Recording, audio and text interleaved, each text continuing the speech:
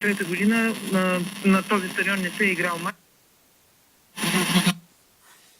След това обаче е изготвен проект, всъщност по модел на стадиона в Кьон, защото щяло е да има стадион с 35 000 седалки, с немски консултант и също съдружник, но заради икономическата криза този проект е провален. След това е преработен за нов проект, има 22 000 места, 22 000 седалки, като задължението е да се изгради новия стадион, което Химимпорт поема.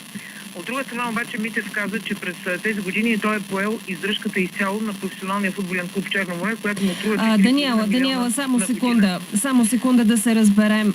Стигнаха ли до някакво споразумение протестиращи? Това искам да кажа. Всъщност, накрая след като приключи тази наистина дълга лекция, протестиращите поискаха да знаят дали ще има все пак стадион.